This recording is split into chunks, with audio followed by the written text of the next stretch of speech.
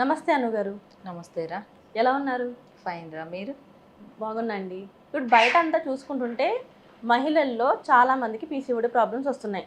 అందులోని పెళ్ళైన మహిళలకి ఒక అపోహ ఉంది. అదేంటంటే పీసీఓడి ప్రాబ్లం అంటే ప్రెగ్నెన్సీ రాదు, ఒకవేళ వచ్చినా నిలబడదు. అసలు ఎలా మేడం ఇదంతా?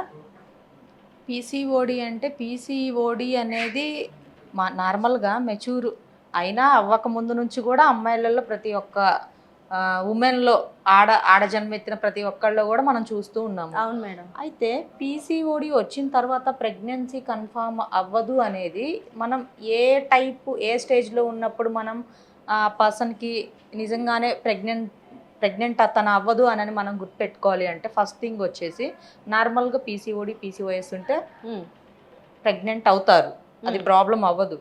అలా కాకుండా పీసీఓడి ఉండిపోయి వాళ్ళకి పీసీఓడి ఉండి కూడా అన్వాంటెడ్ హెయిర్ రావడం, అంటే అన్వాంటెడ్ హెయిర్ అంటే లేడీస్కి మీసాలు గడ్డాలు అంటారు కదా. అవును. సో ఇవి రావడం, మేల్ హార్మోన్ ఎక్కువగా ఉండడం ఫీమేల్స్లో. మేల్ హార్మోన్ అంటే టెస్టోస్టిరాన్. సో ఏంటంటే మేల్స్లో ఉండే టెస్టోస్టిరాన్ 10-20% ఫీమేల్స్లో కూడా ఉంటుంది. ఓకే. అంతకన్నా ఎక్కువ కనుక వీళ్ళలో కూడా ప్రొడ్యూస్ అవుతూ ఉంటే అప్పుడు ఈ అన్వాంటెడ్ హెయిర్ రావడం ఇలాంటివి జరుగుతూ ఉంటాయి. సో ఇటువంటి టైంలోనే వీళ్ళకి ప్రెగ్నెన్సీ కన్ఫామ్ అవ్వదు అని మనం గుర్తుపెట్టుకోవాలి. అది కూడా వీళ్ళు డైట్ ఫాలో అవుతూ మేల్ హార్మోన్ని కంట్రోల్ చేస్తే కనుక ప్రెగ్నెన్సీ అవ్వచ్చు. Okay.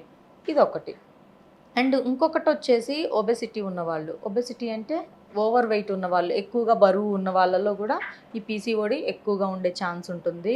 And irregular period and thyroid issues ఎక్కువగా ఉన్నా కూడా ఈ ప్రాబ్లం ఉండే ఛాన్స్ అనేది ఉంటుంది. By birth juvenile diabetic issue ఉంటుంది కొంతమందికి, అంటే టైప్ 1 డయాబెటిక్ కిందకే కన్సిడర్ చేయాలి. సో ఈ జువైనల్ డయాబెటిక్ని కూడా. సో ఈ ఇష్యూ ఉన్న వాళ్ళకి కూడా కొంతమందికి పీసీఓడి ఉన్నట్లుగా మనం చూసాము. అంటే జీన్స్ పరంగా వచ్చే ఛాన్స్ ఉంటుందా మేడం ఇది? కొంతమందికి, అందరికీ కాదు. ఎందుకు అనంటే ఇప్పుడు ఫర్ ఎగ్జాంపుల్ నా లైఫ్ స్టైల్ నా పిల్లలకు ఉండకపోవచ్చు, మా పేరెంట్ లైఫ్ స్టైల్ నాకు ఉండకపోవచ్చు. వాళ్ళకి పీసీఓడి ఏమీ లేదు, బట్ నాకుంది అని అంటే దాని రీజన్ ఏంటి?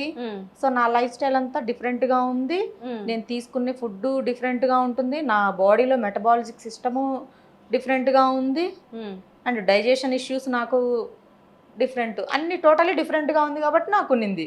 సో రేపు నా తరం మళ్ళీ నెక్స్ట్ జనరేషన్ ఎలా ఉంటుందో మనం చెప్పలేము. సో అది జనరేషన్ని బట్టి ఉండొచ్చు, వాళ్ళ లైఫ్ స్టైల్ని బట్టి కూడా ఈ పీసీఓడి ప్రాబ్లమ్స్ అనేవి ఉండొచ్చు. సాధారణంగా మహిళలు ఈ పీసీఓడి లక్షణాలని ఎలా తెలుసుకోవాలంటారు? ఫస్ట్ ఆఫ్ ఆల్ పీసీఓడి వచ్చినప్పుడు కొంతమందికి అసలు ఎటువంటి symptoms ఉండవురా.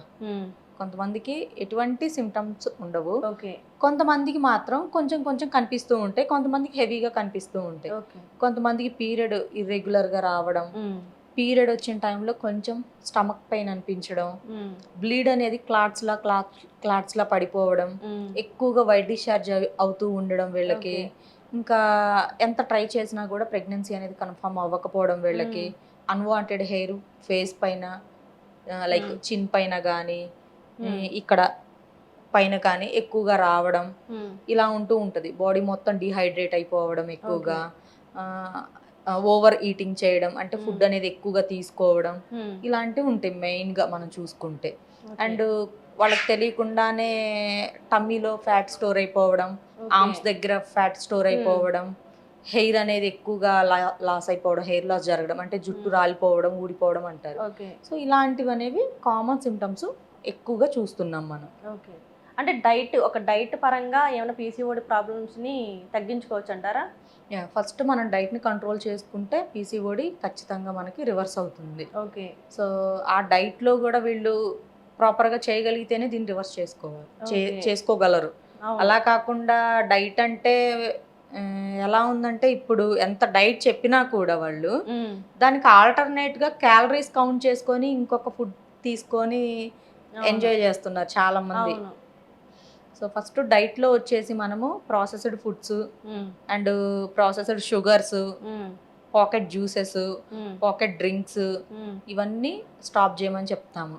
First sugar and maida related వాటితో చేసిన ఏమైనా ఉంటాయో ఐటమ్స్ ఏమైనా కూడా లైక్ స్వీట్స్ కానీ ఏమైనా ఇంట్లో మనం చేసుకుంటాం కదా హౌస్లో, ఇవన్నీ కూడా రిమూవ్ చేయమని చెప్తాము.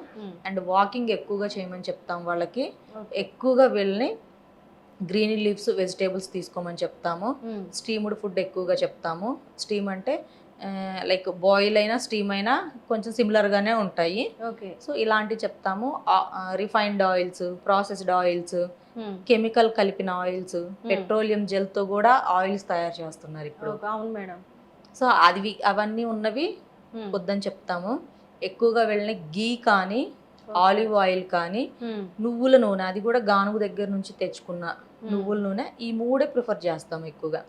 సో ఇవి కూడా ఎక్కువ తినకూడదు. మళ్ళీ ఇవి ఎక్కువ తిన్నా కూడా మళ్ళీ ఫ్యాటే. అవును. వీటిని కూడా అవసరమైన వరకు తీసుకోమని చెప్తాము.